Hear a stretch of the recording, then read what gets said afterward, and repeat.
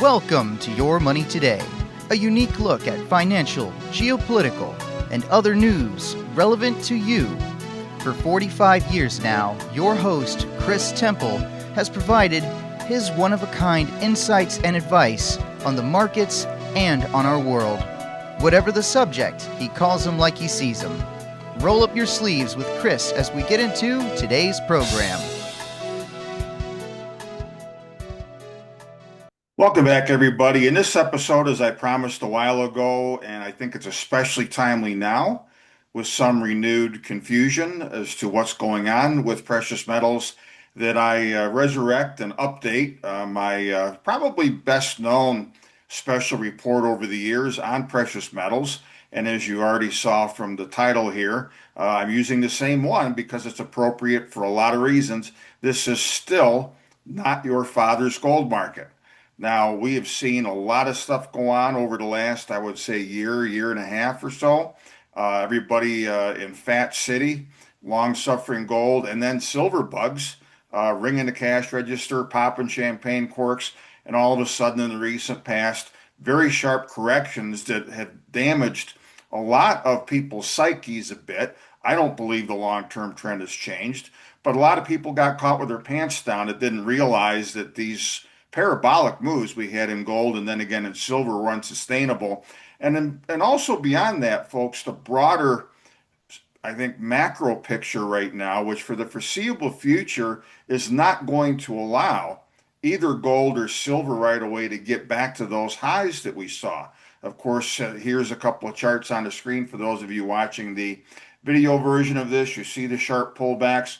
More so, and this is an opportunity for people who have wisely managed their portfolios and don't have so much money that they had in precious metal stocks at the recent top that they don't have a lot of fresh powder and they've got to wait, to get whole in the next move up. If you have a lot of fresh powder, this is a time to start buying individual stories again. I would not be buying sector-wide in precious metals, and I'm going to explain to you the distinctions of how I look at individual stocks, ETFs for the metals themselves, ETFs for the mining stocks, and occasionally inverse ETFs for the mining stocks. I'm going to talk about all that later when I get to some of the do's and don'ts of how to be a successful investor in precious metals.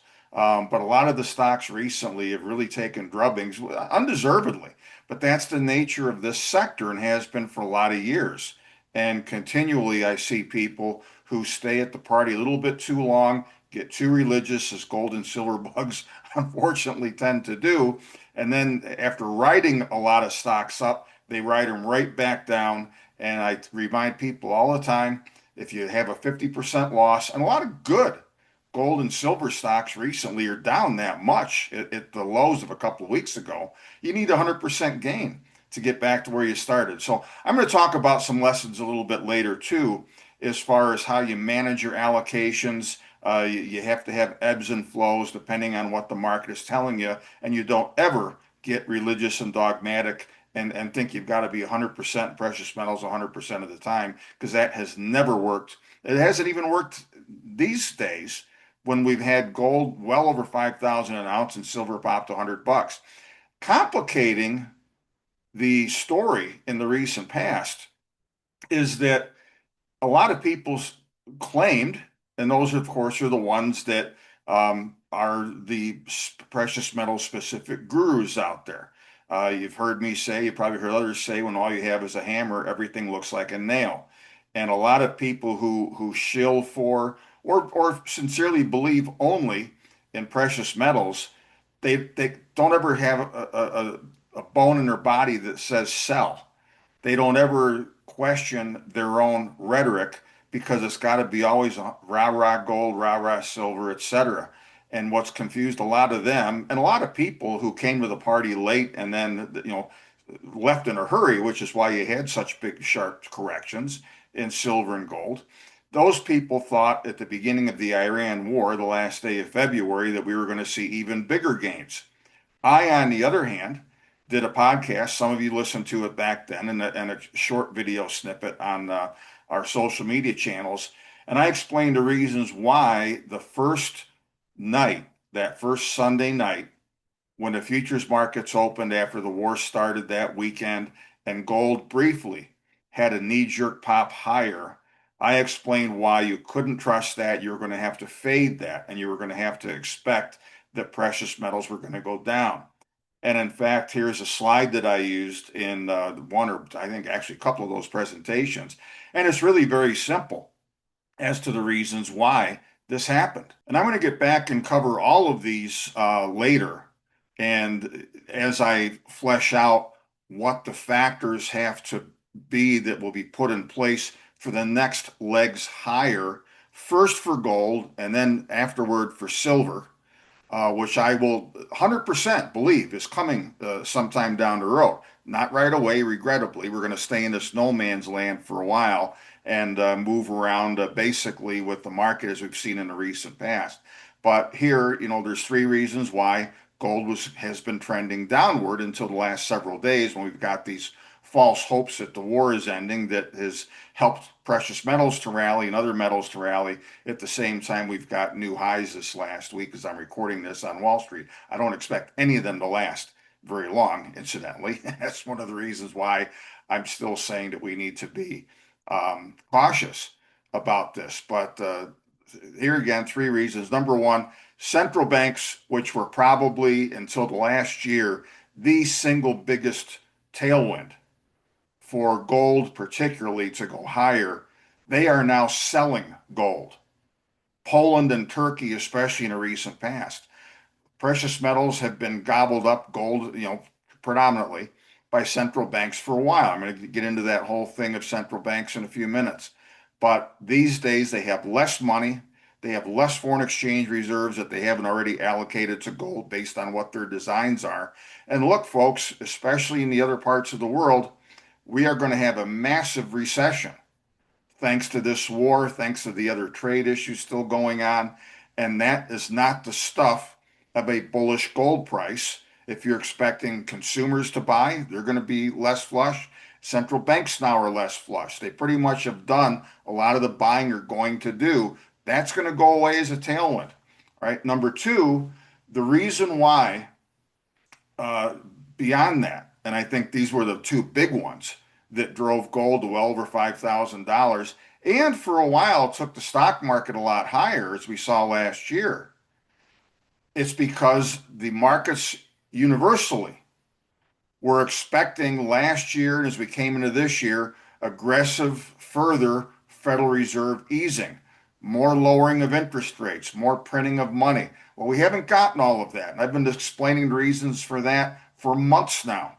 And I've been vindicated on this. Some of you remember that at the end of last year, in a couple of podcasts I did my own and with some colleagues, I made the point that nobody for 2026 has on their bingo card the possibility that the Fed will raise short-term interest rates again. All of a sudden, that started to be discussed. And it was being discussed before the war with Iran started. And that's why precious metals were already weakening when the Iran war started and haven't gotten any better since.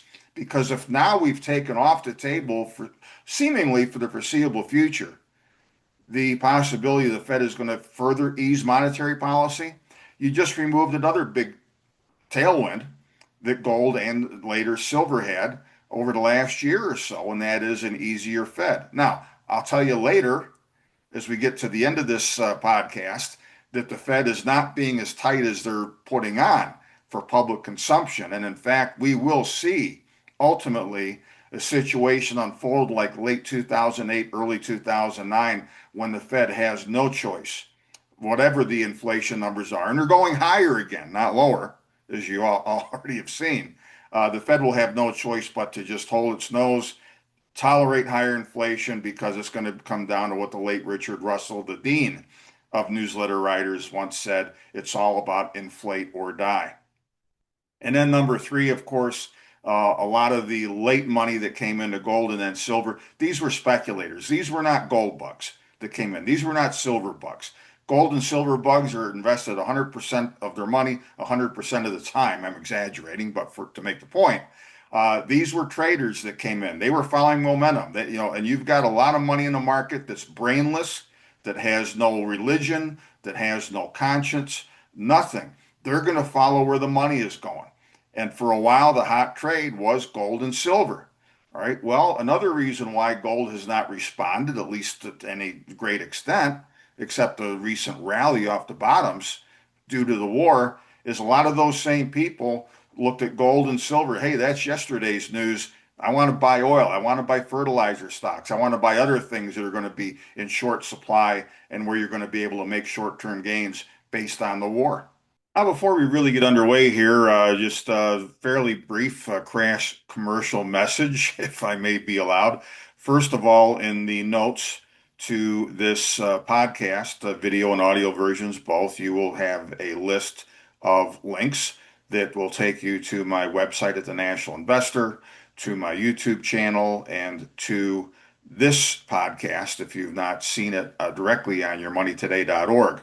Now, a number of companies that I have recommended prior in a national investor support the messages that I put out. They like my approach. They like the fact that I'm more analytical. And frankly, if I may be allowed to say, you've got a better history of guiding people, especially in precious metals investments, than the precious metals gurus themselves, who, as I alluded to a while ago, never utter the word sell or cut back or anything like that, and are more religious than they are analytical. And frankly, a lot of them just don't understand the markets like you're going to understand these markets in about the next 45 minutes, give or take, after you've listened to or watched this podcast. So I encourage you to visit my sites. All of the companies that have supported the National Investor in one way or another and sponsoring this video and a couple others you're going to see coming up, you will find their video presentations, occasional updates, and so forth, most of all and most completely on my YouTube channel. In the very near future, we will finish a revamp of my podcast page, yourmoneytoday.org, where we will have a lot slicker looking profile pages for each of those companies. That's a work in progress that hopefully will be all done with by around the Memorial Day time frame. So we're going to be updating all of that, making it look a lot sharper and up to date and so forth. Last but not least, of course, if in any way you are watching or listening to this and you are not presently on my mailing list, make sure you get on it. There's a free email list that I have that's very well followed. We've got about a 40% open rate on constant contact, which I'm always reminded by them, pretty much nobody has. For people who aren't paying for the service, but you get the information and like the information. So make sure you follow me on LinkedIn and Twitter and even Facebook as well. All of those links are here. And we don't ever put out stuff just for sake of putting it out. A lot of people who have followed me for a lot of years, and even those who haven't that much, look, I'm not always right, folks, but I'm an umpire. I call things as I see them. I don't get religious about any particular move, any particular recommendation. Not perfect. Sometimes I make mistakes. But the one thing I don't do is start with a preconceived notion. And you're going to learn that by the time, believe me, we're done with this exercise here right now.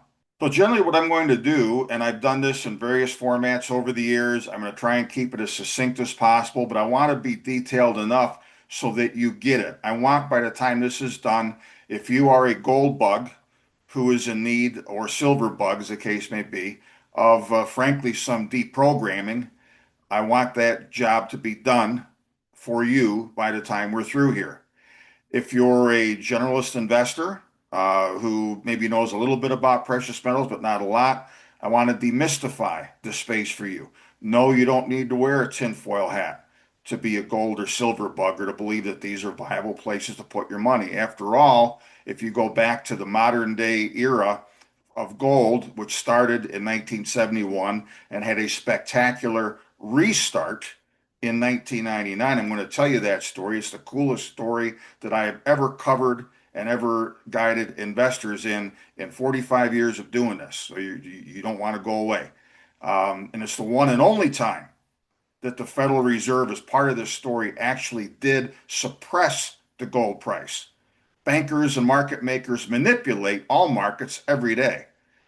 But one time the Fed actually suppressed the gold price, and it was part of this second reboot of gold in a modern era. It's the coolest story you're ever going to hear if you're not familiar with it. And more details of that story I have links to as well with this video with some archived stuff from the newsletter that I did back in that day, those versions of the National Investor, as well as a couple articles and so forth. You just don't want to miss this. It's not to belabor it's a cool story. But anyway, since 1971, after all that digression, since 1971, there has not been a better performing asset class you can find than gold.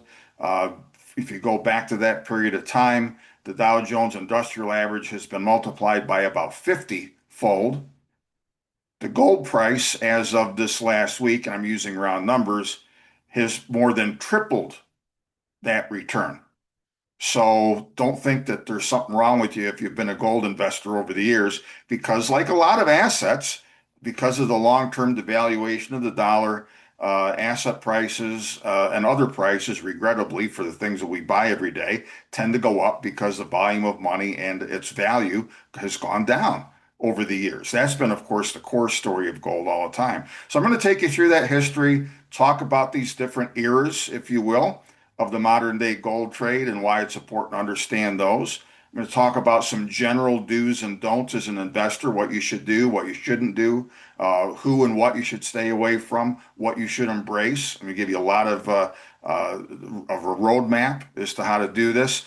I am going to spend a little bit of time on silver because it is the junior precious metal, and when you have significant upward moves in gold, inevitably silver gets dragged along. But it is a different animal, and people need to realize that. I will be talking more about silver, particularly with other base metals, in another special podcast coming up in the very near future. It's going to be on my new FANGs theme.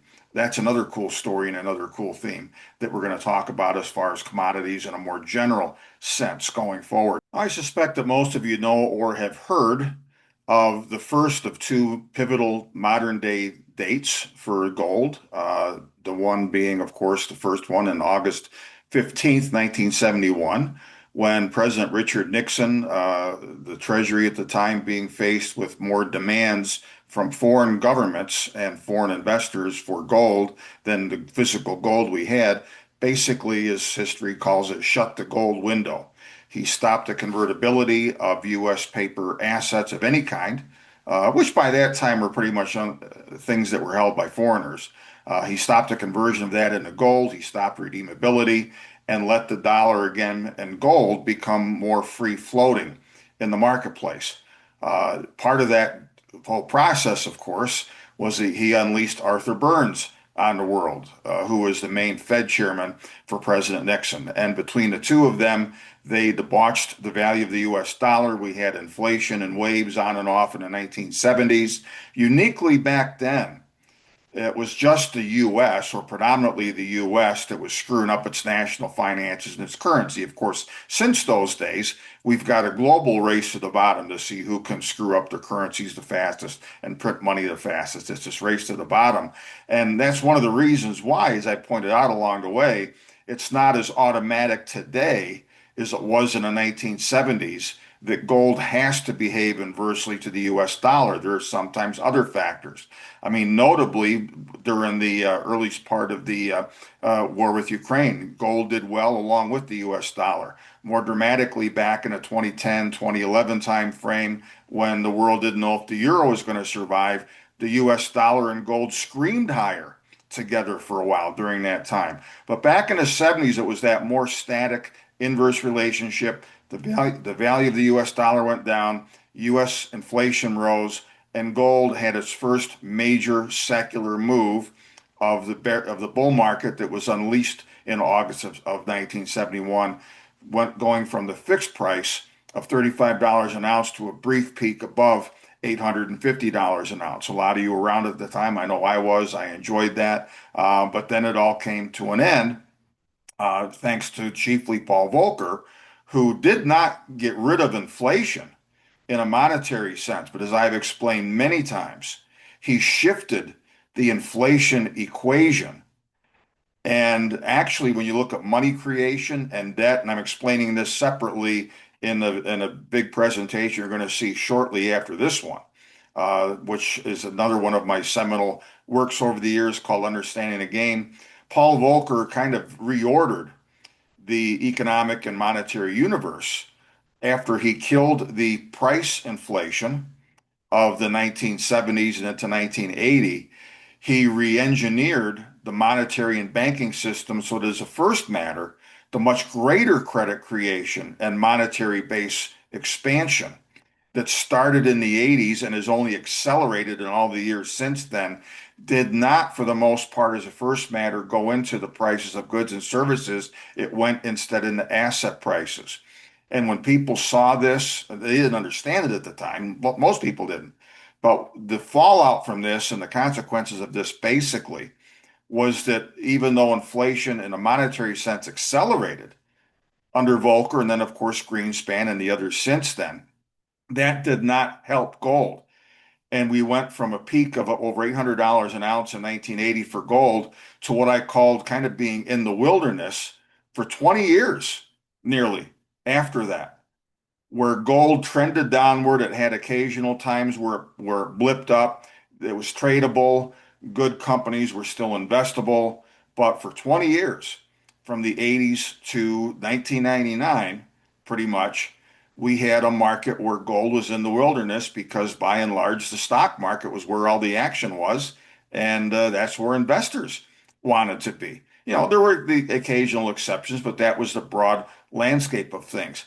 In fact, I pointed out many times the history of this, and again, I'll try and keep this short. A couple of the links I'll be adding will give you more background on this, but it was very true that in the 1980s and 90s, gold was not so much a manipulated market in a negative sense that we would look at that way today, but kind of like the way De Beers and the De Beers cartel controlled the diamond market. You didn't have a big liquid market for gold as you did for other things during that roughly 20-year stretch.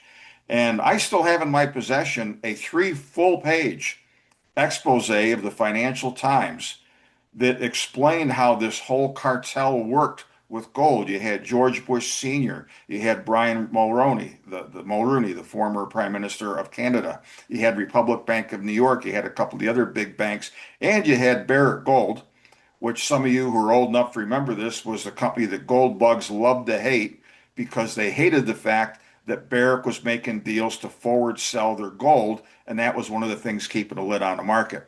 So those players and a few other hangers on pretty much managed the gold price for the better part of 20 years, having as much influence as market activities over gold. Now, that De Beers cartel-like management of those players I mentioned of the gold price came to an abrupt end and a very unexpected and sudden one on most people's parts at the second date that gold bugs who are informed should remember from history as big or bigger as August 15th, 1971. That date was September 26, 1999. And I'm going to build this up a little bit. I'm going to, again, try and keep this short. There's some other links, but this is a great story. And again, it's one of the best ones you'll ever hear of what happened along the way in the secular bull market for gold that started back at that first date in 1971.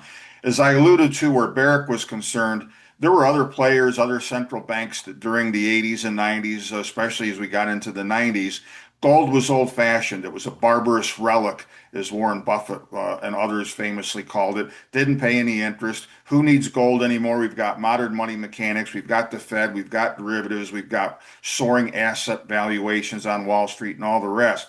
And it wasn't fashionable anymore or practical for a lot of these modern central bankers, treasury officials, and so forth to continue to hang on to gold. The problem was during those years that nobody knew when people were going to sell. And so inevitably, this happened time and time again. You had a situation where gold would get a little bit of a life. You'd have a good run. And look, there were times during the 80s and 90s that, gold rallied fairly considerably when inflation flared up. There were worries about the budget deficit rising and so forth. And boom, here's the latest central bank announcing we're selling 200 tons or we're selling this or that and pull the rug out from under everybody. And it got tiresome. Some people were smart enough to trade that, and especially when in the latter part of the 90s, and this is one of the infamous gold stories of mismanagement of national reserves ever, Gordon Brown, Chancellor of the Exchequer in the UK, famously marked what was called later Brown's bottom. He sold all of the UK's gold at the bottom of the market in the late 90s. And not only did he do that, but incredibly, and for those of us who were, followed this, it was a good cash register for a while, investment wise. They sold 25 tons of gold at regular intervals that were they told you ahead of time when they were going to sell it. So everybody and their dog and the fleas on the dog knew when this gold was going to be sold. And it was, I think, every 6 weeks or every 2 months, something like that.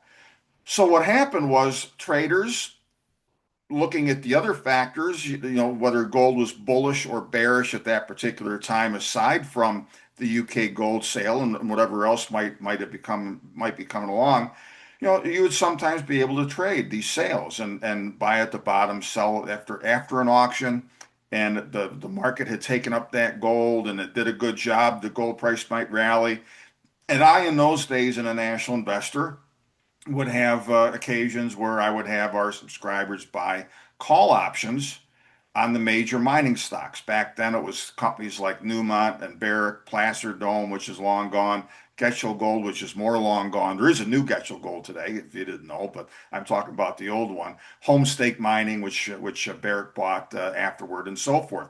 And this was easy money. Now, in September, earlier in the month, in September of 1999, I had given people those same instructions again. And sure enough, the auction take up was good later in the month of September. And the gold price was rallying. We got in at like 260 a share was the gold price. And the gold price was ticking up, to 290, 300 and thereabouts. And so again, initially on the surface, just another successful trade based on these very well telegraphed auctions by Gordon Brown. But what nobody knew was coming happened as a side note of the World Bank meeting in New York later that month. And on September 26th, 1999, what was called the Central Bank Gold Agreement was announced. The scandal in the industry, in the gold industry, and with the manipulation of the gold price back then, what I mean is, central banks coming out, selling it, etc. That was not doing the gold industry a whole hell of a lot of good. And one of the talking points at the World Bank meeting that month was that a lot of miners in Africa and other countries that were gold producers were losing their jobs because the companies couldn't stay open. Who knows what the price of your commodity is going to be. And if you don't have any certainty, you're not going to mine as much. You're not going to employ as many people, et cetera. So that was one of the reasons why this gold agreement came out. And it set a lid that all the central banks, with the notable exception of the Federal Reserve, everybody else said, okay, we're going to cap our sales of and or leasing activities of gold at X every year henceforth. That took away the biggest sword of Damocles that had been over the gold market for years. And when that news came out, what was already a rally in gold price started to accelerate and go higher. It got up to $340 two different times. After the first time it did, it got slammed back down. It started to run up again. I got on the phone to a good friend and contact of mine at that time, long since passed away. He was a Democrat. He was the lawyer for the Democrat side of the House Banking Committee. He and I were regular cocktail hour companions when I was back and forth in Washington in those days. And I asked him, I said, don't tell me anything that's too out of school, but you got your finger on the pulse. Is it the Fed and Republic Bank that is pushing the gold price down? He said, yes. So the second time it got up to 340, I told everybody to sell our call options that we had, and we made a lot of money. And sure enough, that was the end of that. And gold ended up going back to 250 to 260, had a second bottom at that level in 2001 before it went up. Why did that happen? It happened because everybody was offside, and the Fed had to come to the rescue of people who shorted gold again at the end of the first part of that move too quickly. Now they were all underwater, and big names, big players, a lot of money. So the Federal Reserve, not a party to the agreement and needing to help bail out people anyway, forced the price of gold back down so everybody can get out of harm's way. The incredible irony and the finish of that particular story is of the Fed involvement. Of course, the guy who was behind this was Alan Greenspan, who was the Fed chairman. Who was the Fed chairman later on in 2003 after we had a major deflation scare because of the bull market and the recession, made worse by 9/11 in 2001 and 2. Everybody thought we were going to go the route of Japan and deflation was going to take hold. Gold was still on its back and everything like that. But finally, Greenspan was pumping things higher enough, lowering interest rates, cheapening the dollar, increasing the money supply. And the next time, as a part of that whole thing, that gold hit 340 and kept going, he was its biggest cheerleader because he said, look, I told you I was going to lick deflation. I told you we weren't going the way of Japan. The gold price is ratifying my strategy. So here again, it depends on which side of the trade the big boys are or are not on. But again, a cool story. And that took away, again, the biggest negative factor. And over the years, and more so as it's accelerated in a more recent 10 or 12 years, central banks, the net selling that was still going on by central banks started to diminish. And then in more recent years, central banks became major net buyers of gold, especially in the last handful of years when it became voracious.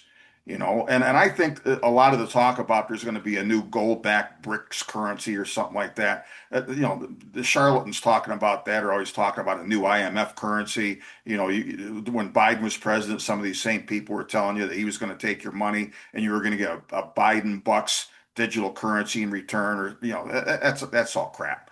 But bottom line is that the central banks believe in gold. They don't believe in the dollar anymore. Frankly, right now with this war, Donald Trump has been driving people away just like Joe Biden did with sanctions. So we are going to see the process continue.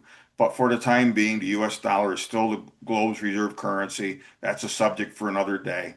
But it's diminishing in value along with all the other ones, and gold is going to continue to do well. And that's why central banks, until just very recently, have been very strong net buyers. Now, while the central bank demand for gold on net it had a fairly steady trajectory from being net sellers after the central bank gold agreement still for some time, but that was diminishing to being more aggressive net buyers over time. That has tailed off recently. However, for again reasons I alluded to earlier, the investment demand, which is the other biggie, really, aside from jewelry and fabrication demand, the demand as far as investors are concerned, is a lot more fickle over time. And again, and I use these figures once in a while to show how stark the change is. Of course, the markets have changed, our world has changed, financial products and services have changed. There are now more ETFs, exchange traded funds on Wall Street, than there are underlying stocks, for crying out loud. I mean, there's been all of this financial engineering to keep this whole skyscraper of cards in our fiat money, fractional reserve system, keep it all from imploding. That has taken a lot of the attention away from gold and other really hard assets and commodities. Everything is all about stocks and real estate and stuff that is, in comparison, getting goosed the most and the most necessarily by either the monetary or fiscal authorities. And again, not just in the US anymore, but pretty much the world over. Back at the peak in 1980, if you take all of the mining stocks in the S&P 500 and all of the energy stocks in the S&P 500, the two of them combined were about a third of the overall stock market valuation in those days. Astonishing. Recently, after the monster runs in gold, and even with the recent move higher in oil prices, largely because of the war, those numbers are a fraction of the overall market. I mean, energy stocks in the S&P 500 before the war were like 3%, which is silly. One of the reasons why even notwithstanding the war, I thought that energy stocks, generally speaking, were still undervalued compared to everything else. The gold sector, you darn near need a microscope to look at it. And even the other mining stocks, you throw them in, you're still only another few percent, because AI and everything else, the Mag 7, the old fangs and everything else has kind of taken all the oxygen out of the room, and of course all the money with it. So this is why it's important when I do these tutorials to get gold bugs, especially those of you that are out there that need to be deprogrammed, to realize that the rest of the world doesn't see things as you do. And look, I tell people all the time, including my fellow gold bugs, I'm probably more of a religious gold bug and sure as hell more of a rabid anti-Fed and anti-establishment person than you are when it comes to money and the right way to use money and the right kind of a monetary system we should have and all the rest. But as a practical matter, you got to understand that in these days, 99% of the other investors don't see things like you do. So you're pretty damn lonely if you're out there riding, the portfolio of gold and silver and other related stocks for all these years, wondering why you're not making money. Well, as a teenager would say, duh. You got to have other people that believe in what you do, that after you start, that type of investing, they're going to help validate it by agreeing with you eventually. And that's what you got to look at along the way, folks, and especially now. And this is what I tried to explain to people recently with the war. Now, the best example I can give historically of how, and this happened to some extent in the last year or so as well. But if you go back to 2008, we all remember 2008, what happened. Everything crashed. The banking system was coming unhinged. Everybody went out over their skis with subprime mortgages and the real estate market and all the rest of that stuff. And I don't care what it was, everything went down because when you have shocks in the market and when you have deflation actually evidencing itself, and by deflation, I mean all of the inflating of asset prices and debt has to come down. That's math and it's the laws of economics. I don't care what it is, everything comes down. And gold, which had just touched $1,000 not long before the crash for the very first time ever, ended up crashing down. I think it was $670 was the bottom, not long after the crash. But it rallied before other things did, and the best times really since 2000 for people to invest in precious metals were from 2009 to the early part of 2011. The reason for that was that in response to the crash, the Fed had to print lots of money. They introduced quantitative easing to the world. We learned what helicopter Ben Bernanke was all about. Interest rates went to nothing, et cetera. And the economy and the markets and other asset classes were so badly broken and took so long for all of this monetary tonic to get everything else up off the mat that markets and investors who really weren't gold bugs prior to that rightly looked at this situation and said, hey, if the Fed is printing all this money, but it's not going to have any impact for a while on these other areas, it's only going to feed to more currency devaluation and eventually more inflation. And that's why from 2009 through early 2011, you had a monster run in precious metals and precious metal stocks. I was telling people at the beginning of 2011 to drastically reduce our allocation to the precious metal stocks. Gold itself didn't peak until later in the year. But folks, this is a lesson that some of you learned the hard way. If you go back to that peak of the precious metal stocks in early 2011 and you didn't sell and you rode that, and looking at just the broad sector by the ETFs, and here's an example. It was last year as gold was going up through 3,000 and then 4,000, as opposed to peaking a little less than 2 back then. It took until last year for you to break even on those stocks you held for 14 years. Okay. And that was because why? It was because the generalist investors that came in properly so and realized that the precious metals and precious metal stocks were going to be the best game in town in the immediate aftermath of the crash in 2008. Those people started selling when helicopter Ben's QE and other magic started to work and the stock market was regaining its momentum, Real estate was going back up and other things were. And what do those other people do that aren't religious about gold? They sold, as they should have done. And as we did to a great extent back then. And instead of riding it all those years since. Now, over time, there are individual companies that I look more at the story than about trying to time the gold swings and even the swings of the broad precious metal stocks. But generally speaking, this is a great lesson and one that a lot of people out there learn the hard way that you don't sit with huge allocations when the market is going to turn against you, as it did after that time. Now, we did see more of this kind of broadening of investment demand come in the more recent past. Why was that? Well, if you go back to 2000, and I've told this story many times, before COVID gave current Fed Chair Jerome Powell, it's still Fed Chair for a little while longer, depending on how the political jockeying goes in Washington and the whole investigation of him and so forth I've been covering elsewhere.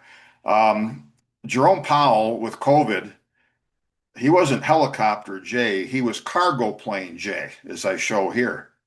And in fact, he was starting to have to print a lot of money because there were new stresses. A lot of the cleaning out of speculation that should have happened after 2008 was thwarted by Bernanke and quantitative easing and printing more money and just papering over all this stuff while debt levels continued to go up and debt quality went down.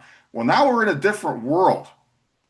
And that's because, first off, in 2019, Jerome Powell in the fall, before COVID even came about, was already shoveling money into the overnight repo markets and so forth. He famously said, the euphemism at the time was he discovered a plumbing problem in the banking system. The same kind of plumbing problem he's shoveling money into as we speak right now, if you have been paying attention to that. And then when COVID came about, he had carte blanche to print all kinds of money. The Trump and then the Biden administration afterwards had all kinds of fiscal measures to add trillions in debt, none not productive uses. We didn't get anything for it except more debt. And so for the first time since the 1970s, there was such massive monetary creation that now inflation was not just in asset prices, now it's consumer prices again, now it's producer prices again. We had a couple of runs in the last few years with double-digit price inflation that we hadn't seen since the 1970s and into 1980. And that, of course, is what started to get a lot more people turned on to gold again.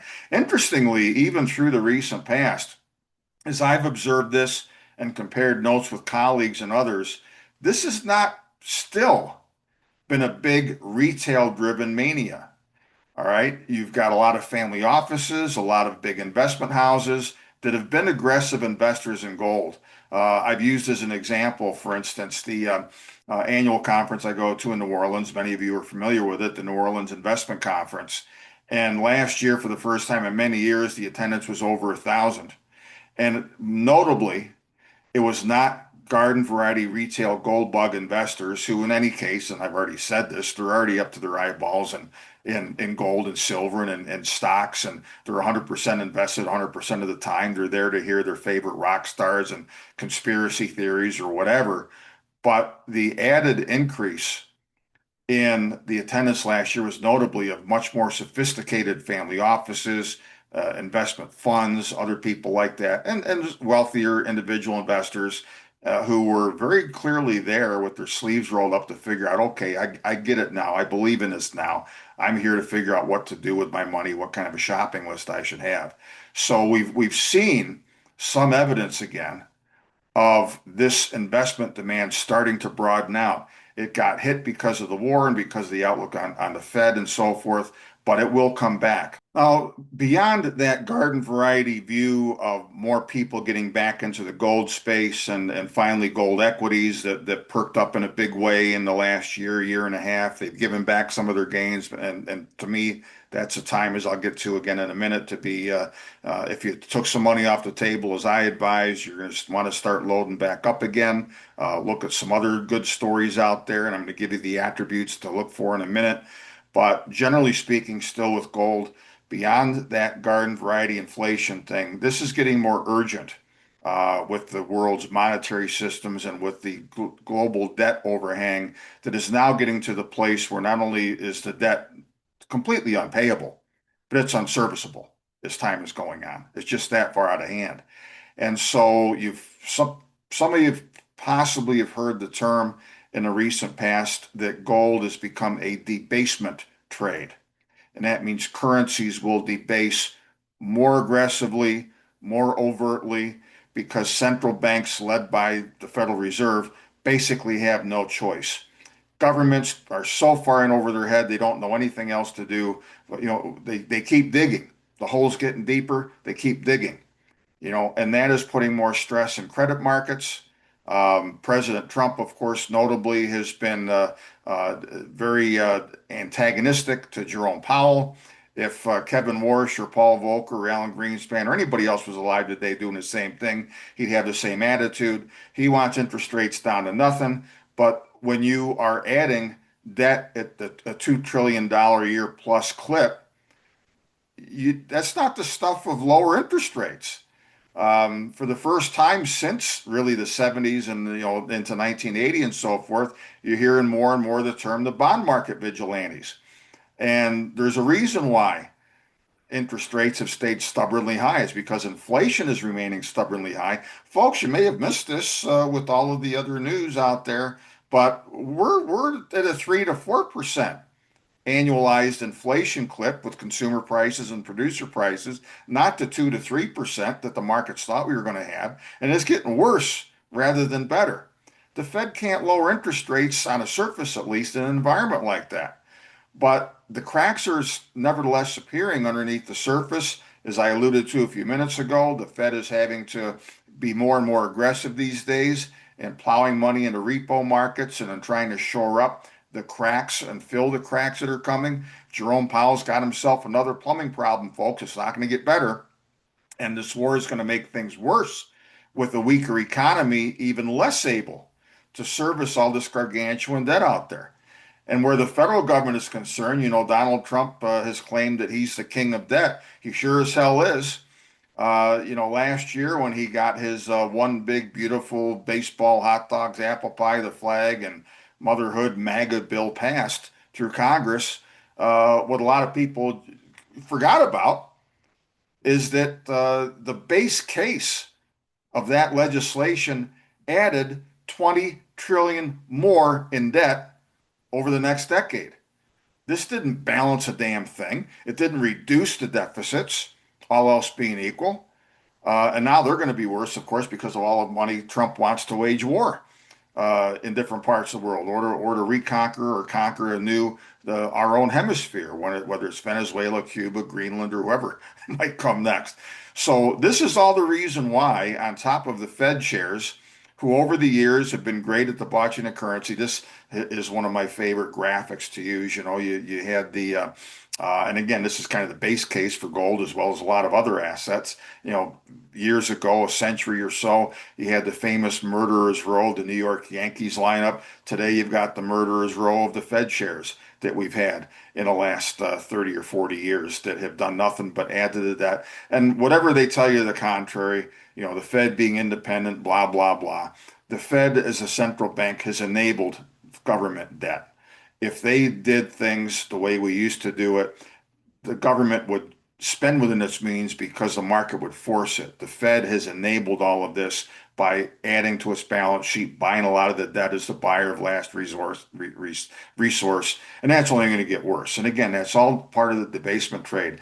It started, those of you who have followed me regularly know that this started in earnest about a year ago with Japan starting to unwind from years of its own financial repression. Now interest rates are soaring in Japan relative to the bargain basement and even negative levels they were at not all that long ago. And when those things happen, other things unwind. So ultimately, the way the governments and the central banks are necessarily going to respond to this, including the Fed, which right now has no choice. It's got its hands tied, and they're honest about that. The Fed can't really cut interest rates now with inflation going back up and likely to go up further, but they're scared to death now, at least, to raise them either into a supply shock. over oil and fertilizer and a lot of other things that are going to be in shorter supply because of this war. But inevitably, the debt situation and the economic deterioration will force their hand. And as you see here from one of the more recent cartoons that my great cartoonist of many years, Jerry King, did at my BS. I can't draw a stick figure, folks, but I can come up with pretty corny or sometimes pithy ideas, and he makes a cartoon for me. So this is where Jerome Powell is stuck right now. The bond market vigilantes, if the Fed were to respond to Trump and cut rates now, long-term rates would really go skyrocketing because that would be the final signal. And it's coming. But for the time being, the Fed's getting away with maintaining the status quo so as to keep the bond market at bay. So to satisfy the bond vigilantes, the Fed really can't cut interest rates. But at the same time, we've got this looming credit crisis where frankly, is a matter of math and gravity overdue for another 2008, or at least a version of it that might be not be as abrupt and sharp, but be more of a slow, dull ache rather than that quick, violent pain.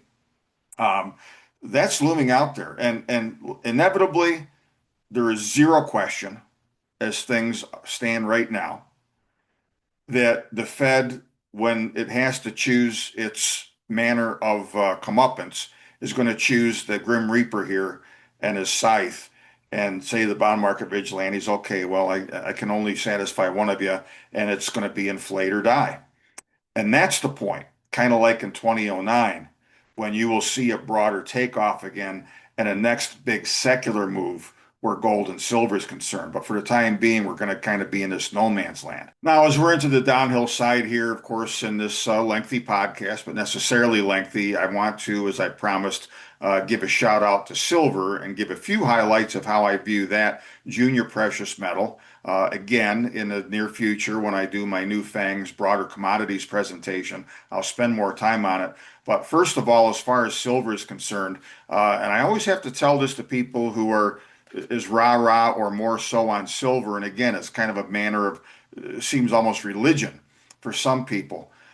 But the first thing I'll point out is that of all of the banks for quite a few years now that have been accumulating gold aggressively as a reserve asset, name me one that in any way, let alone any significant way, has been accumulating silver for the same reason. Can't find any. It's not the monetary reserve asset that central banks use. So that's number one. Secondly, silver typically is viewed by the markets and by everybody who is not a religious silver bug as more of an industrial metal than it is a precious metal. And that's why, by and large, with little exception for years, you will see silver behave more in line, and I'm generalizing to make this broader point, with copper, nickel, other metals and industrial metals and commodities more so than with gold. It's why you've seen gold hold up better. It's why when we have times that there's not a lot of fear of deflation and we've got a broad acceleration of the economy and so forth, there are times that silver has outperformed gold. And I think will again at some point down the road. But early on, if you put a gun to my head and say, what does Chris Temple like more in April of 2026, gold or silver? My answer is very definitely gold, even though I think we're going to have to wait for that Fed latest epiphany that they've got to print more money before we get to the old highs and go higher. And look, we're going to go higher long term for the same reasons that we've gone from $35 to 5,000 or so, give or take. And that's because of what the Fed does. It's because of what governments do with debt. That's not going to change. It's not going to go away. So we will see higher prices, but the markets won't embrace that until the Fed has to panic and start printing money again. And we're not there yet, not quite yet. I think it'll be months rather than years, quite likely, but we're not there yet.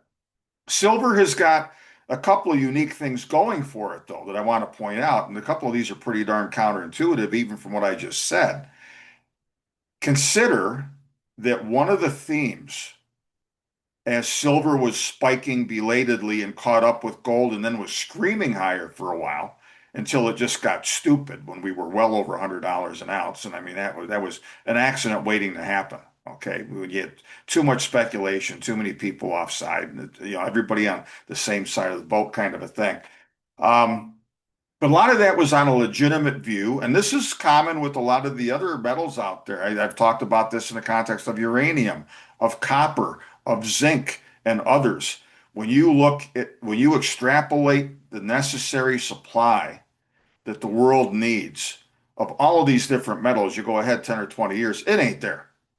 There's supply shortfalls of all of these things, including of silver. So that is going to be one of the things that undergirds silver's long-term picture quite a bit.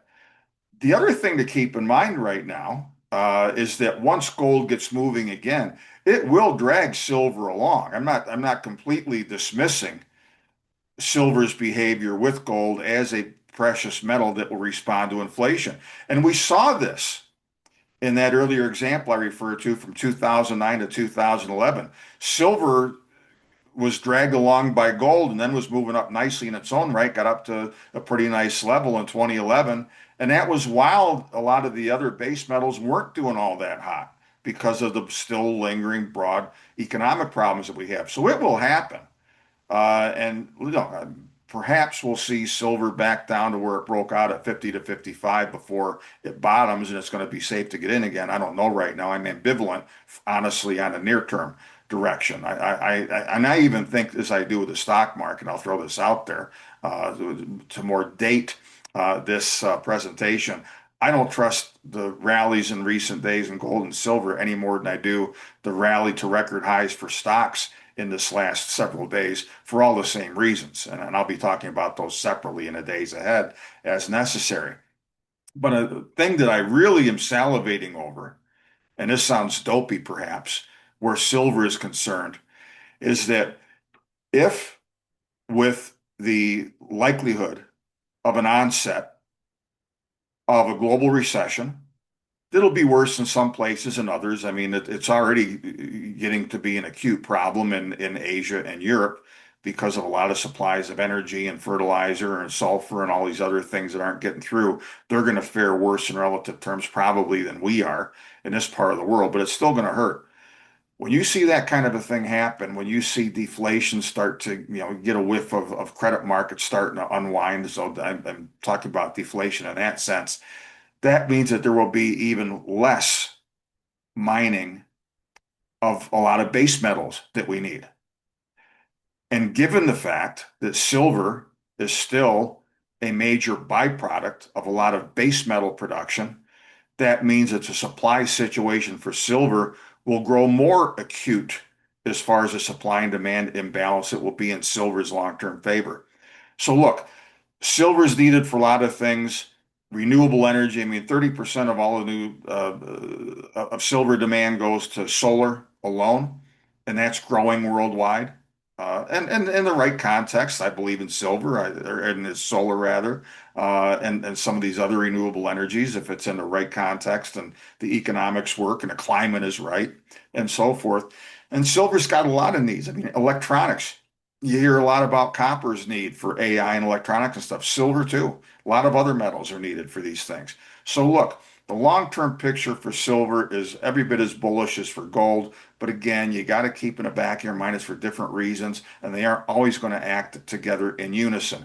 That said, there are times, as with gold, where I'm bullish sector-wide, and now I want to go as we finish winding down into the specific do's and don'ts of how you invest in these areas, and just a few more quick timing ideas before we close. Again, to keep up with things like this from time to time that I put out, make sure that you're following me in one or preferably multiple ways, not only at my email list, but also on social media, YouTube, yourmoneytoday.org, my podcast channel, and of course at nationalinvestor.com if you want access to all of my information on asset allocation and how to rejigger things as necessary, and all the different individual companies I recommend and whatnot.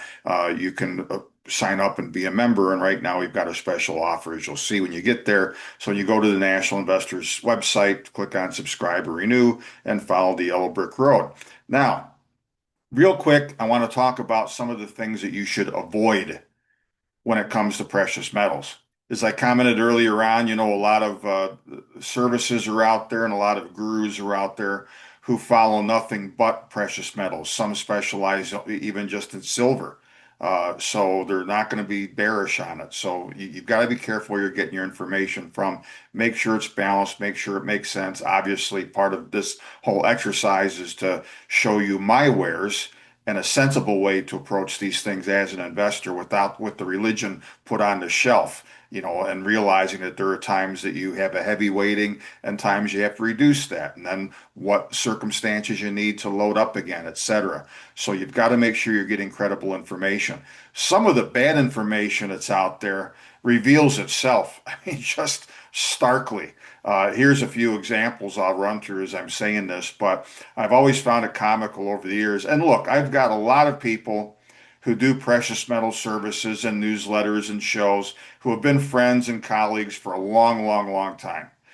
I'm not trying to pick on any one person. And again, I'm not always right in my individual calls either. But you want to be right most of the time, and you're right most of the time when you don't let your preconceived notions of how things should be get in the way of how things really are when you've got to deal in the kind of markets that we have today. That's just common sense. So, the people put out the kind of stuff that I just rolled through a few examples of here. Don't walk away, run. You don't want to do that.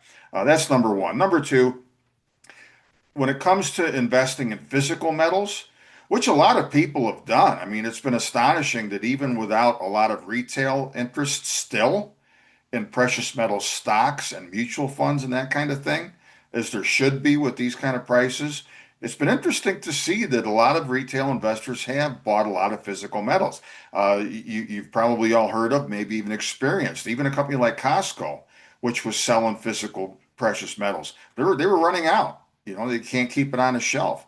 It used to be easy and cheap to buy gold and silver coins, just regular everyday bullion. It's become more expensive, a little harder to come by for that. But when you do that, make sure you have it in your hands because the chief reason why you would buy physical gold and silver bullion is to have on hand, frankly, is mad money. If we have a wilderness economy, the economy blows a major gasket, some foreign country that's had enough of U.S. imperialism detonates an EMP device, and we don't have, all of our computers are fried. We don't have bank accounts, gas pumps that work, cash registers that work. Nothing's moving, no logistics, no nothing, because we're all dependent on computerization. We're all dependent on the power grid. That's why you buy physical gold and silver. Don't buy it in places where you don't get delivery. That's my personal preference, and that's my advice. And when you're looking at physical gold and silver, do not, under any circumstances, buy so-called rare coins or collectibles as a means to have that to barter with. That's just idiotic. A lot of people promoted it for that reason over the years because there's huge hidden commissions in the valuations of these rare coins. Another thing to avoid, and I was glad to see Tucker Carlson come out recently with a big expose of this, but I've warned people for years that the worst thing to do with your tax qualified IRA money is to buy one of these so-called gold IRAs. It's not very bright, in my view, to take an asset that you can hold anonymously, physical precious metals, and put them into an IRA account that's not anonymous anymore, number one. Secondly, in most instances, you can't have it in your hands. All right. That's started to change a little bit. The other thing is that there's only certain categories of coins that you can buy in a precious metals IRA, and they are considerably more expensive than run-of-the-mill bullion coins are concerned. So don't ever put your IRA money into physical precious metals. You want something that's typically taxable and isn't going to be anonymous in that. And I guess the other thing before I get into the to-do list, as far as more proactive investing, is again, be sure, and maybe I'm being a little bit redundant here, but I want to drive the point home. Be sure that your allocation to precious metals in all forms is sensible. It's not overly too much when the market's going to go against you, and there's signs of that, or it's not too little. I mean, I'll use again the example of 2009 to 2011. we had 40% of an overall portfolio at the peak in 2011 was in precious metals, stocks, and ETFs. We cut that in half in January of 2011. And by the end of the year, we were from 40% down to about 10 or 12% when you added up everything. We were totally out of the ETFs, cut back on a lot of the individual stocks. And a lot of times, what I'll do, folks, and those of you who are members have seen me do this a lot in the recent past, when we've gone from what was last year, when you add up precious metals, base metals, even uranium, I'm going to throw all these commodities in one pot. If you go to the middle of 2025 or thereabouts, we had something like 60% of an overall recommended portfolio in those areas. Now we're down to around 20 in the recent past, and that was selling parts of a lot of companies that we had 3x, 5x, or thereabouts. I never completely recommend getting out of a company if I still like the story long term, but if it's obvious to me that it's going to go, and I won't mention a name, but one stock in like 18 months' time went from $1 to $12 back to 4. We sold a fair bit of it around 9 or 10 in that area when you average it out. We've still got a good position in it, and pretty soon we'll be reloading. That's how you do these things. Because any idiot can make money when these things are going up. But what separates the successful investors in the markets overall, let alone in sectors like precious metals that notoriously have huge swings up and down as money comes in and then money leaves. Uh, the more important thing to do than make money in a rising market is to hang on to it and not suffer losses when it goes down. Now, let's get into the things to do proactively and how I look at the checklist of things when it comes to investing in precious metals overall. A lot of the things I'm going to share with you right now, some people are going to embrace certain areas better than others. A lot of it is based on your comfort level with precious metals. A lot of it is based on your knowledge and past history of these things. So I'm just going to give you a quick list of the types of investments that you should be considering. And then when it comes to individual companies, a checklist that I think is pretty reasonable to use to judge the better opportunities. Because when all is said and done, my favorite way to invest in precious metals is to find those individual companies, sometimes exploration companies leaning that way. But in these recent times, there's been some killer companies that have done great in the market. I mean, you would think they were a junior stock with as much as they've gone up, and it's because they're producing now at $5,000 an ounce gold instead of 2,000 an ounce gold. So companies that have got, and I've got a couple of them on my recommended list that you'll see recent updates on my YouTube page. I mean, man, you're going from decent cash flow to swimming in money and enabling a lot of other good stuff for some of these companies. So make sure you check out those companies. And again, I'll get into a list of that. But first of all, the simple way that a lot of people look at precious metals, aside from buying physical gold and silver, which I don't ever stress a whole lot. I mean, I think it's a good idea, as I alluded to earlier, to have some physical gold and silver. Only buy bullion. Don't buy the rare coins, don't buy the proofs and all that kind of stuff. It's not what it's for. If you're looking at silver and gold as a crisis hedge, you want to be able to barter with it. But again, you don't even need to go overboard on that. I used to tell people at the Y2K circuit I was on back in the late 90s when we were all obsessed over how much Y2K was or wasn't going to hurt things. And I would sometimes get into friendly arguments, even on stage panels in front of audiences with some of the guys that were there that were only selling precious metals. And I would say to them, look, I'll make a deal with you. You stock up on gold and silver coins, I'll stock up on tobacco and whiskey. And if everything goes to hell in a handcart because of Y2K, we'll see who can barter the easiest. And I'll bet you it's me.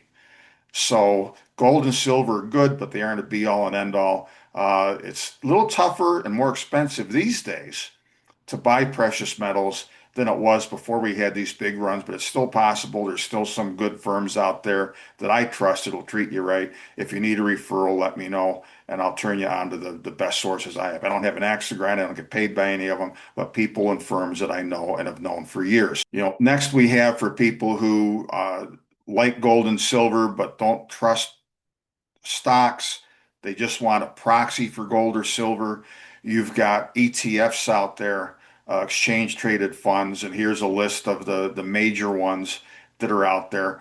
I prefer the either the DGP or the UGL ETFs on this list. If your timing is right, there's more leverage with these ETFs than there is with IAU or GLD, for example. It's just a flat unleveraged proxy for the gold price. And from time to time, I haven't done it recently. I kind of wish I had at the recent peaks in retrospect, but I'm always pining to find Dr. Emmett Brown and borrow his DeLorean so I can go back and make moves that I should have done and didn't, or vice versa from time to time. But if you're really convinced that gold is going to go down, there's ways you can use ETFs to short the gold price. And that's a possibility. I sure wouldn't be want to be doing it at this particular point because I do think that the long-term trend still is up. And if you didn't already short gold when it got up to its recent peak and now it's down and we're going to kind of chop around for a while, in my view, it's too late to do that, even if I don't think we're going to see higher prices right away. Moving along, if you understand and believe that with broader moves in the gold price or silver price, as the case may be, and I put the silver bullion ETFs on here as well that I just showed you. If you think that either gold or silver is going to do well enough that the gold stocks as a group are going to go up and you'd rather use the ETFs as a default, of course, the GDX and a GDXJ, there's a lot of overlap in those these days. Are the best known proxies and the best used proxies. They've come up to billions of dollars of valuations now because there's enough money and enough activity in them.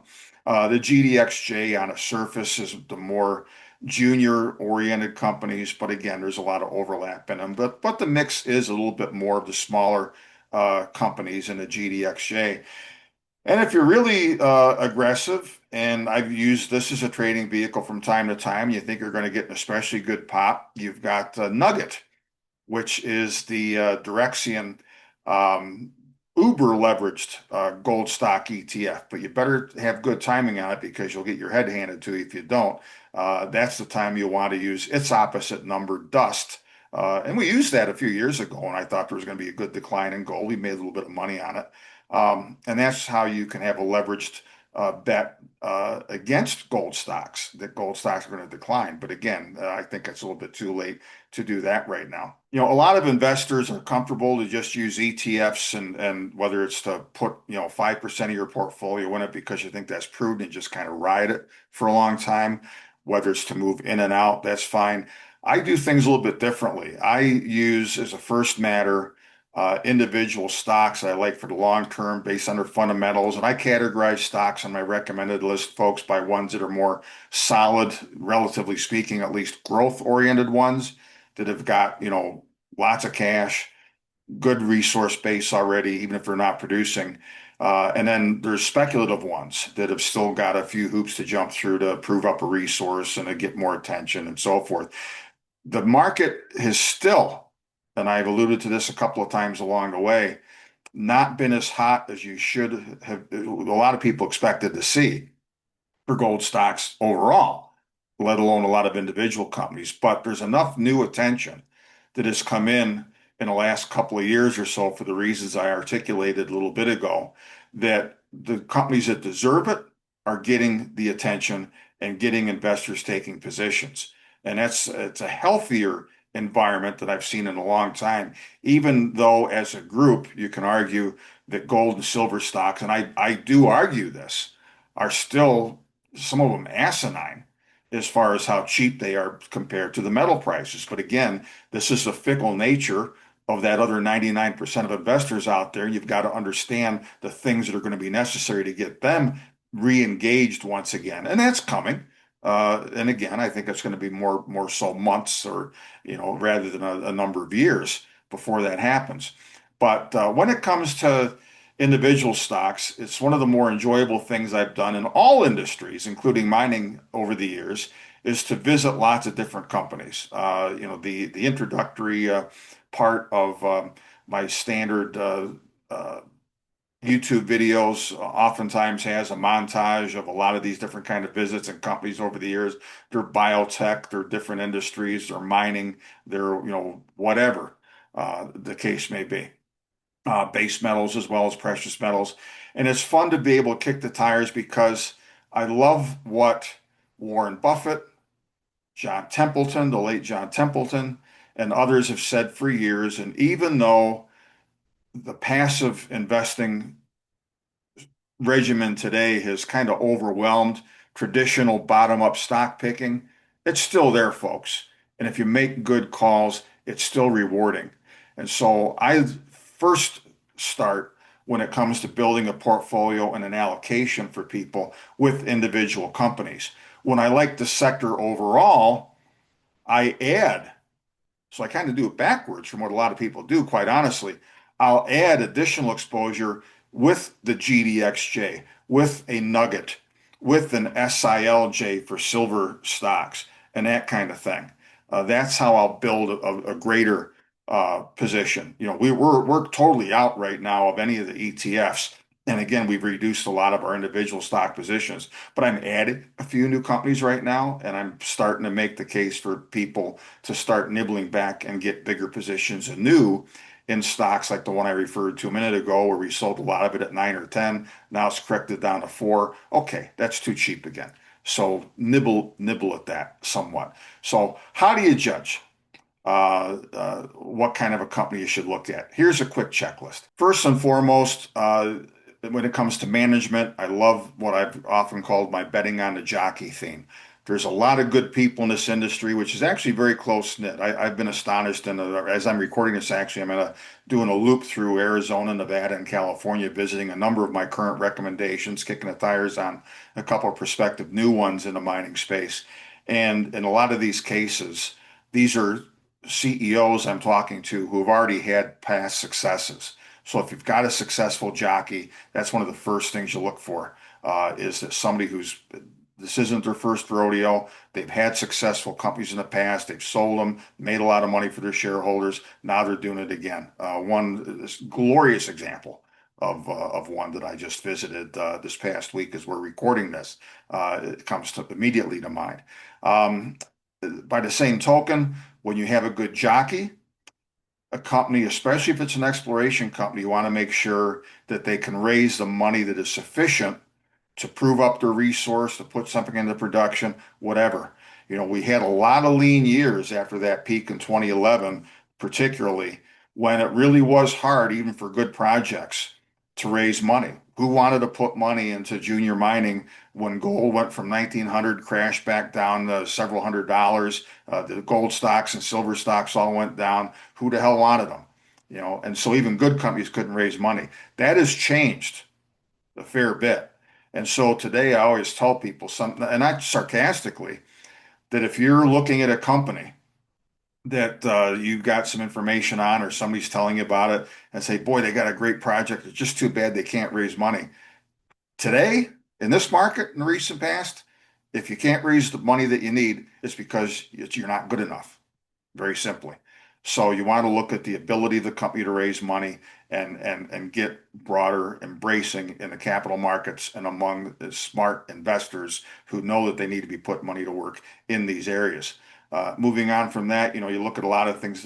Probably the next broad, important one is the jurisdiction that the project is in. It was out, I just watched in the last couple of nights. I'm going to be sharing this really good segment, an insightful segment in the copper space on Bloomberg's Wall Street Week. It was this last Friday night, the 17th of April.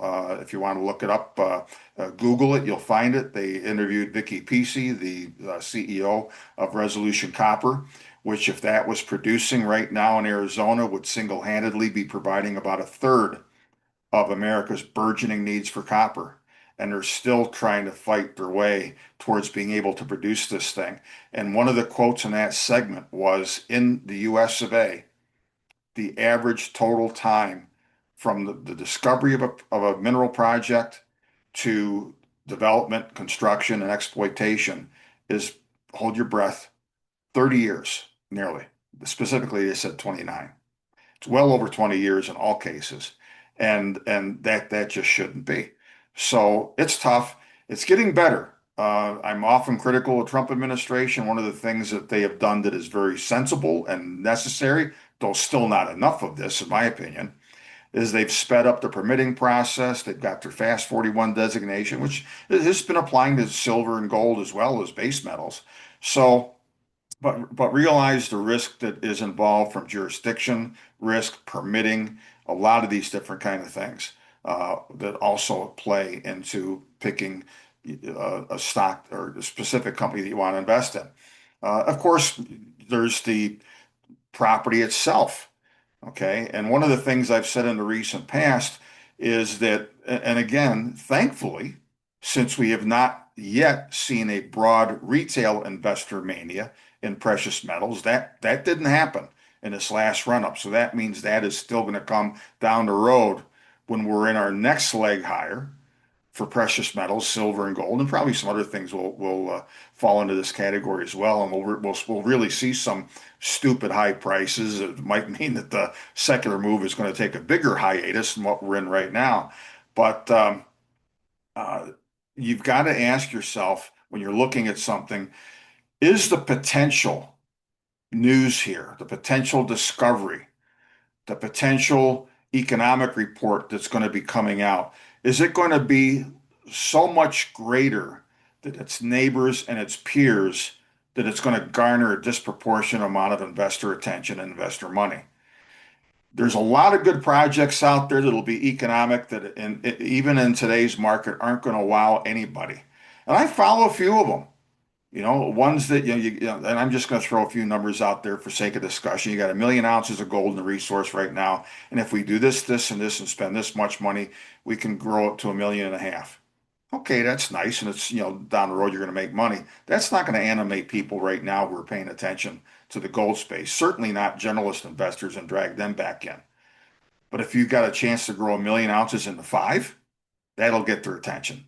So those of you who have followed me, or if you go and look at the various companies that I've got covered on my YouTube channel, most of them fall into that latter category. They're ones, the exploration ones at least, that have got the chance for quantum increases in resources that will be attention getting, not only to the markets, but of course, eventually to potential acquirers. Because the big companies are always on the lookout for where their next ounces of gold or silver or whatever is going to come from down the road. Also, in looking at these resources or potential for resource expansion, is what kind of resource is it? And this gets into the weeds a little bit on stuff that a lot of people don't have the technical knowledge for. But, ounces of gold in the ground are not created equal. 5 million ounces of gold in the ground that's low grade and deep and complicated uh, geological setting that's going to take a lot of breaking it away. It's not the same as the same number of ounces in a place that's near surface that is not mated with too many other chemicals, and you can recover mostly with gravity. So you've got to look at those factors as well. I was following a company for a while that had a great shtick as far as being able to resurrect a certain gold district and show that there's a lot of open pit potential where some narrow mining had been done in the past, but this is all troubled ore. Now they have some legal issues surrounding the company, and I'm glad that we long since got out of that and left that behind. I like the people involved, but it's just a troubled story. So it takes a lot of tire kicking. You got to know what you're doing, or look to someone that, again, selfish commercial like myself, to know how to distinguish the better opportunities from the others. Another thing these days, and a lot of the stocks that have had nice moves in the recent past, even if they've given some back in this correction, is again, the types of investors now that are paying attention. And again, less retail investors who are more impressionable from, juicy stories, even if they're not solid, but family offices, investment funds, and things like that. They're all about right now, show me the money. If you've got present production, near-term production, or like here's a chart that I haven't used yet. A lot of people in the industry, and this is a good, easy thing for you to remember if you're kind of a novice. There's two major points in a life cycle of a mining project where you have a quantum increase in the share price and evaluation. Once it's during the discovery phase. A lot of people write up the share price for the initial discovery. The news comes out, bingo, we found it. And now there's no new news to come out right away. A lot of people sell.